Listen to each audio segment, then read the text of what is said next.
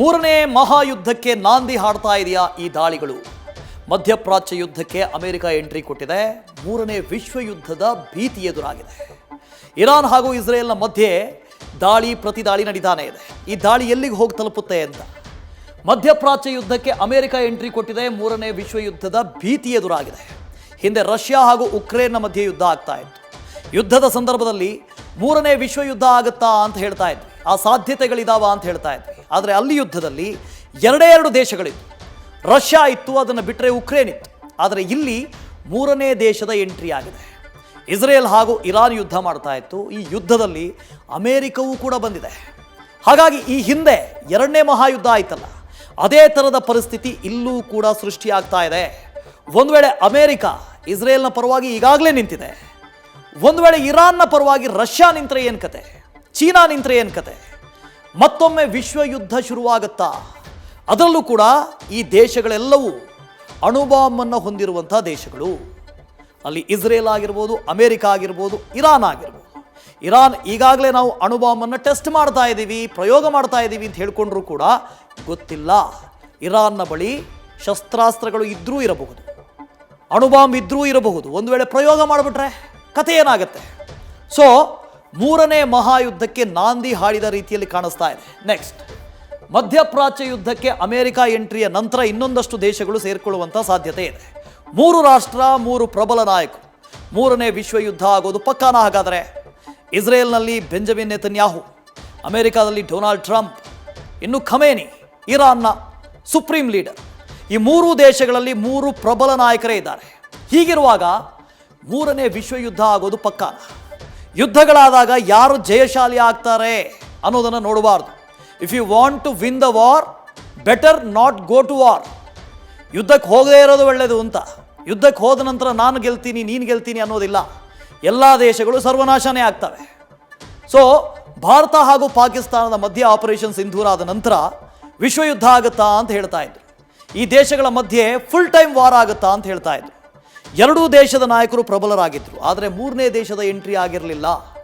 ಆದರೆ ಇಲ್ಲಿ 3 ಪ್ರಬಲ ನಾಯಕರ ಎಂಟ್ರಿ ಆಗಿದೆ. ಆಯತುಲ್ಲಾ Khamenei, Donald Trump, Benjamin Netanyahu. 3 ಪ್ರಬಲ ನಾಯಕರು.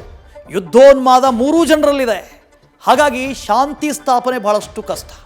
ನೆಕ್ಸ್ಟ್, ಅಮೆರಿಕ ಎಂಟ್ರಿ ಆದ ಬೆನ್ನಲ್ಲೇ ಶಾಂತಿ ಕಾಪಾಡಿ ಅಂತ ವಿಶ್ವಸಂಸ್ಥೆ ಹೇಳ್ತಾ ಇದೆ. ಇದಕ್ಕೆ ಕಾರಣ ಏನು? ಈ ಹಿಂದೆ ಯಾವೆಲ್ಲ ಯುದ್ಧಗಳಾಗಿದ್ದಾವೋ ಆ ಸಂದರ್ಭದಲ್ಲಿ ಅಮೆರಿಕ ಬಂದಾಗಲೇ ಆ ಯುದ್ಧ ತೀವ್ರತೆ ಪಡೆದುಕೊಳ್ಳುತ್ತೆ. ಯಾಕೆ ಅಂದರೆ ಅಲ್ಲಿ ಗುಂಪುಗಳಾಗೋದಕ್ಕೆ ಶುರುವಾಗ್ತವೆ. ಅಮೆರಿಕ ಒಂದು ದೇಶದ ಪರವಾಗಿ ನಿಂತ ತಕ್ಷಣ ಇನ್ನೊಂದು ದೇಶ ಮತ್ತೊಂದು ದೇಶದ ಪರವಾಗಿ ನಿಲ್ಲುತ್ತೆ. ಈ ಹಿಂದೆ ಉಕ್ರೇನ್ ಹಾಗೂ ರಷ್ಯಾದ ಸಂದರ್ಭದಲ್ಲಿ, ಯುದ್ಧದ ಸಂದರ್ಭದಲ್ಲಿ ಉಕ್ರೇನ್ನ ಪರವಾಗಿ ಅಮೆರಿಕ ಗುರುತಿಸಿಕೊಂಡಿತ್ತು. ಉಕ್ರೇನ್ಗೆ ಎಲ್ಲ ಸಹಾಯವನ್ನು ಮಾಡಿತು, ಶಸ್ತ್ರಾಸ್ತ್ರಗಳನ್ನು ಕೊಡ್ತು. ಈ ಸಿಟ್ಟು ರಷ್ಯಾಗಿದ್ದೇ ಇದೆ. ಅಮೆರಿಕ ಎಷ್ಟೇ ಹೇಳಿ ನೀವು ಶಾಂತಿ ಕಾಪಾಡಿಕೊಳ್ಳಿ, ಸಂಧಾನ ಮಾಡಿಕೊಳ್ಳಿ, ಯುದ್ಧ ವಿರಾಮ ಘೋಷಿಸಿಕೊಳ್ಳಿ, ಎಷ್ಟೇ ಹೇಳಿದ್ರೂ ರಷ್ಯಾ ಸಿಟ್ಟು ಹಾಗೇ ಇದೆ. ಹಾಗಾಗಿ ಒಂದು ವೇಳೆ ಅಮೆರಿಕ ಇಸ್ರೇಲ್ನ ಪರವಾಗಿ ಈಗಾಗಲೇ ನಿಂತಿದೆ, ಆಕ್ಟಿವ್ಲಿ ಪಾರ್ಟಿಸಿಪೇಟ್ ಮಾಡಿದ್ರೆ ಈ ಯುದ್ಧದಲ್ಲಿ ಚೀನಾ ಹಾಗೂ ರಷ್ಯಾ ಇಸ್ರೇಲ್ನ ಪರವಾಗಿ ನಿಲ್ಲೋದಿಲ್ಲ, ಇರಾನ್ನ ಪರವಾಗಿ ನಿಲ್ಲುತ್ತೆ. ಅಮೆರಿಕ ಬೆನ್ನಲ್ಲೇ ಯುದ್ಧ ಭೂಮಿಗೆ ಎಂಟ್ರಿ ಕೊಡುತ್ತಾ? ಹಾಗಾದರೆ ರಷ್ಯಾ, ಚೀನಾ ಅಲ್ಲಿಗೆ 2 ಟೀಮ್ಗಳಾಗ್ತವೆ.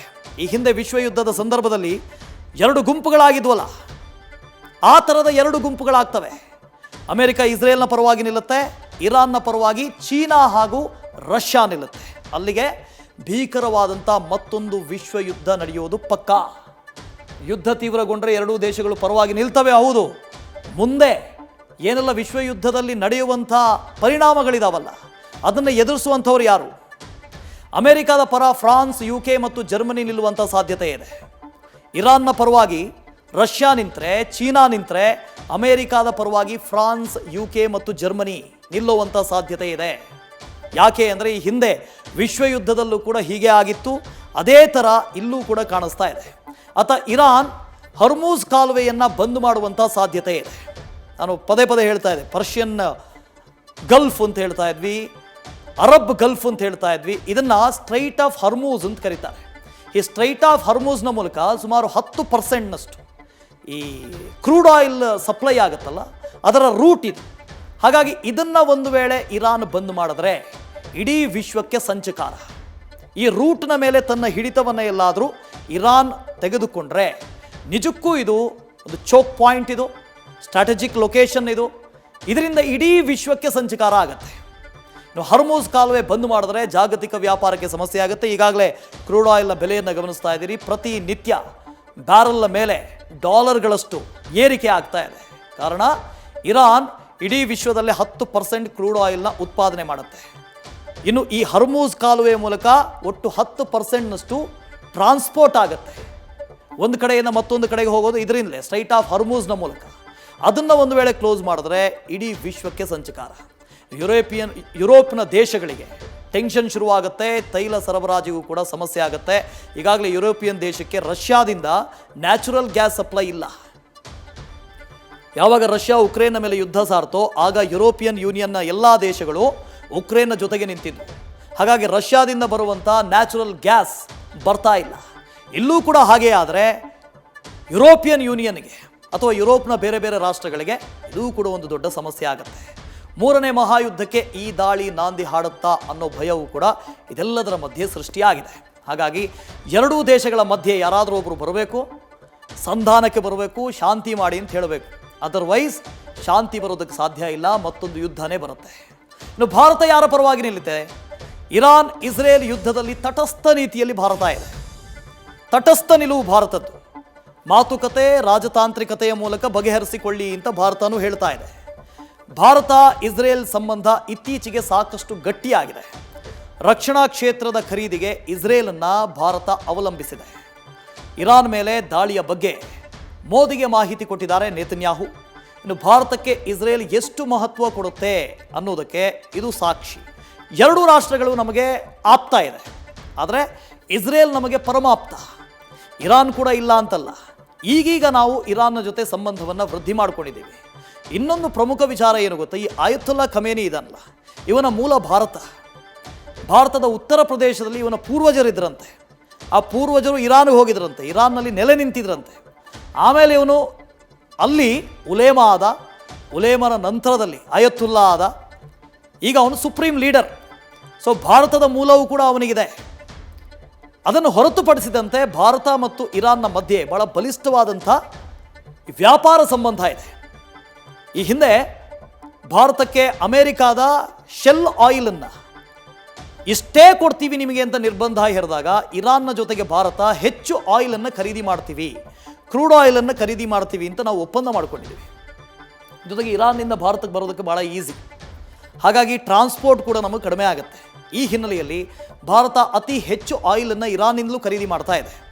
ಇದರ ಜೊತೆಗೆ ಡಿಫೆನ್ಸ್ ಸೆಕ್ಟರ್ನಲ್ಲಿ, ರಕ್ಷಣಾ ಕ್ಷೇತ್ರದಲ್ಲಿ ಭಾರತ ಮತ್ತು ಇರಾನ್ನ ಮಧ್ಯೆ ಉತ್ತಮ ಬಾಂಧವ್ಯ ಸಂಬಂಧ ಇದೆ. ಹಾಗಾಗಿ ಎರಡೂ ದೇಶಗಳು ಭಾರತಕ್ಕೆ ಮುಖ್ಯ. ಇನ್ನೊಂದು ಗಮನಿಸಬೇಕು, ಈ ಅರಬ್ ನೇಷನ್ಸ್ ಇದಾವಲ್ಲ, ನಾವೇನು ಮಧ್ಯಪ್ರಾಚ್ಯ ಅಂತ ಹೇಳ್ತೀವಿ, ಅದರಲ್ಲಿ 17 ದೇಶಗಳು ಬರ್ತವೆ. ಅದರ ಪೈಕಿ 13 ರಾಷ್ಟ್ರಗಳು ಅರಬ್ ರಾಷ್ಟ್ರಗಳು. ಅವೆಲ್ಲವೂ ಕೂಡ ಸುನ್ನಿ ಡಾಮಿನೇಟೆಡ್, ಆದರೆ ಇರಾನ್ ಶಿಯಾ ಡಾಮಿನೇಟೆಡ್. ಭಾರತದ ಮೇಲೆ ಇರಾನ್ಗೆ ಒಂದು ಒಳ್ಳೆಯ ಅಭಿಪ್ರಾಯ ಇದೆ. ಶಿಯಾ ಡಾಮಿನೇಟೆಡ್ ಆಗಿರೋದ್ರಿಂದ ಭಾರತದ ಮೇಲೆ ಒಳ್ಳೆಯ ಅಭಿಪ್ರಾಯನೇ ಇದೆ ಇರಾನ್ಗೆ, ಕೆಟ್ಟ ಅಭಿಪ್ರಾಯ ಅಂತೂ ಅಲ್ಲ. ಭಾರತ ಮುಂದೆ ಪಾಕಿಸ್ತಾನದ ಮೇಲೆ ಎಲ್ಲಾದರೂ ಯುದ್ಧಕ್ಕೆ ಹೋದಾಗ ಮುಂದೊಂದು ದಿನ ಇರಾನ್ ನಮಗೆ ಯೂಸ್ ಆಗುತ್ತೆ. ಯಾಕೆಂದರೆ ಪಾಕಿಸ್ತಾನದ ಗಡಿಯನ್ನು ಇರಾನ್ ಕೂಡ ಹಂಚಿಕೊಳ್ಳುತ್ತೆ. ಹಾಗೆಲ್ಲ ಇದೆ. ಕೃಷಿ, ಶಿಕ್ಷಣ, ಸಂಶೋಧನೆ ಎಲ್ಲ ಕ್ಷೇತ್ರದಲ್ಲೂ ಕೂಡ ಭಾರತ ಇಸ್ರೇಲ್ನ ಸಹಭಾಗಿತ್ವ ಇದೆ. ಇಸ್ರೇಲ್ನ ಸಂಬಂಧ ಅಂತ ಬಂದಾಗ ಇಸ್ರೇಲ್ನ ವಿರುದ್ಧ ಯಾವುದೇ ಕಾರಣಕ್ಕೂ ಭಾರತ ನಿಲ್ಲೋದಿಲ್ಲ, ಗೊತ್ತಿರೋ ಸಂಗತಿ. ಇರಾನ್ ಜೊತೆಗೂ ಭಾರತ ಸಾಕಷ್ಟು ಸಂಬಂಧವನ್ನು ಇಟ್ಕೊಂಡಿದೆ. ಬಹಳಷ್ಟು ವರ್ಷಗಳಿಂದ ಉತ್ತಮ ಬಾಂಧವ್ಯವನ್ನು ಹೊಂದಿದೆ. ಚಾಬಹಾರ್ ಬಂದರ್ ಆಗಿರ್ಬೋದು, ಈ ಬಂದರನ್ನು ಭಾರತ ಅಭಿವೃದ್ಧಿಪಡಿಸ್ತಾ ಇದೆ. ಯಾಕೆಂದರೆ ನಮಗೆ ನೇರವಾದಂಥ ಕನೆಕ್ಷನ್ ಆಗುತ್ತೆ, ಜೊತೆಗೆ ಕ್ರೂಡ್ ಆಯಿಲನ್ನು ಸಪ್ಲೈ ಮಾಡೋದಕ್ಕೆ ಚೆನ್ನಾಗಾಗತ್ತೆ ಅಂತ. ಇನ್ನು ಭಾರತಕ್ಕೆ ಬೇಕಾದಷ್ಟು ಕಚ್ಚಾ ತೈಲವನ್ನು ಪರ್ಷಿಯನ್ ಗಲ್ಫ್ ಮೂಲಕ ಭಾರತಕ್ಕೆ ಬರ್ತಾ ಇದೆ. ಇರಾನ್ನೊಂದಿಗೆ ಸಂಬಂಧ ಹಾಳಾದರೆ ಈ ಪ್ರದೇಶದಲ್ಲಿ ಅಸ್ಥಿರತೆ ಉಂಟಾಗುತ್ತೆ, ತೈಲ ಪೂರೈಕೆಗೆ ಸಮಸ್ಯೆ ಆಗುತ್ತೆ. ಒಂದು ವೇಳೆ ತೈಲ ಪೂರೈಕೆಗೆ ಸಮಸ್ಯೆ ಆದರೆ ಭಾರತದಲ್ಲಿ ಕ್ರೂಡ್ ಆಯಿಲ್ನ ಬೆಲೆ, ಅಂದರೆ ನಾವೇನು ಪೆಟ್ರೋಲ್ ಡೀಸೆಲ್ ಎಲ್ಲ ಯೂಸ್ ಮಾಡ್ತೀವಿ, ಇದರ ಬೆಲೆ ಗಗನಕ್ಕೆ ಇರುತ್ತೆ. ಭಾರತದ ಆರ್ಥಿಕತೆಗೆ ಇದು ದೊಡ್ಡ ಹೊಡೆತ ಆಗುತ್ತೆ. ಹಾಗಾಗಿ ಇರಾನ್ ವಿರುದ್ಧವೂ ಕೂಡ ಭಾರತ ಯಾವುದೇ ನಿಲುವು ತಾಳುವಂತಿಲ್ಲ. ಈಗ ಭಾರತ ತಟಸ್ಥವಾಗಿದೆ, ನಾವು ಯಾರ ಪರವಾಗಿಯೂ ಇಲ್ಲ. ರಷ್ಯಾ ಉಕ್ರೇನ್ನ ಯುದ್ಧದ ಸಂದರ್ಭದಲ್ಲಿ ನಾವು ಯಾವ ನಿಲುವನ್ನು ತೆಗೆದುಕೊಂಡಿದ್ವೋ ಅದೇ ನಿಲುವು ಈಗಲೂ ಕೂಡ ಇದೆ. ಯುದ್ಧ ಬೇಡ, ಮಾತುಕತೆಯ ಮೂಲಕ ಬಗೆಹರಿಸಿದೆ. ನ್ಯೂಸ್ ಫಸ್ಟ್ ನಿರ್ಭೀತಿಯಿಂದ ನಿಮ್ಮ ಪರವಾಗಿ.